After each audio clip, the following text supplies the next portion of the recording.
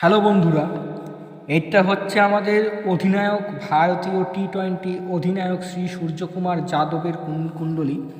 বৃশ্চিক লগ্ন, মিথুন রাশি। ভদ্রলোকের ডেট অফ বার্থ দেখে এই ছকটা পেয়েছি আমি।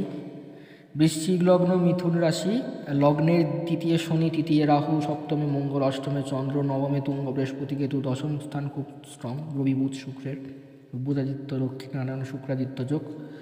ছক অত্যন্ত ভালো ছক। আপনার দেখুন 10th house, 7th house, 9th house full active আছে। 10th হাউসে এখানে প্রবল রাজযোগ আছে। 10th হাউসে এখানে প্রবল রাজযোগ রয়েছে। রবি বুধ এবং শুক্রের প্রবল রাজযোগ আছে এখানে, এবং এর ট্রাইনে মানে নদী অ্যাস্ট্রোলজি মতে একে অপরের ত্রিকোণে থাকাকেও একটা বড় রাজযোগ হিসেবে ধরা হয়। তো এর ত্রিকোণে শনি থাকার জন্য এখানে প্রফেশনে হাই সাকসেসফুল হওয়ার যোগ রয়েছে। কিন্তু এখন যেটা মেন বলার, আমি এখন ওনার ডিটেলস বার্থ চার্ট অ্যানালাইজ করতে বসিনি। আমি শুধু একটাই বলতে চাই যে এই বছর 2026 সূর্যকুমার যাদবের বছর।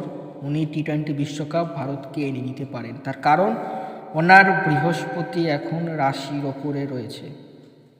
ওনার বৃহস্পতি এখন বর্তমানে রাশির ওপরে রয়েছে এবং শনি রয়েছে হচ্ছে এখন ওনার পঞ্চম স্থানে। এই শনি পঞ্চম স্থানে থাকাকালীন এই শনি তার জন্মকালীন শনিকে দেখছে।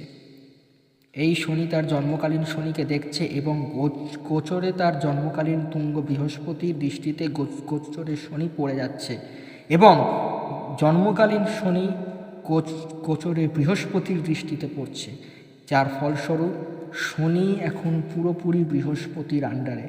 অর্থাৎ জন্মকালীন শনি গোচরকালীন বৃহস্পতির সপ্তম দৃষ্টিতে, গোচরকালীন শনি জন্মকালীন তুঙ্গ বৃহস্পতির সপ্তম দৃষ্টিতে পড়ে শনি বৃহস্পতির একটা সুন্দর যোগ তৈরি করছে, যার ফলস্বরূপ এবং 10th হাউসে রবি বুধ শুক্রের এই প্রবল রাজযোগের তরুণ 2026 সালে টি-20 বিশ্বকাপ টিম ইন্ডিয়াকে দিতে চলেছেন সূর্যকুমার যাদব। ধন্যবাদ।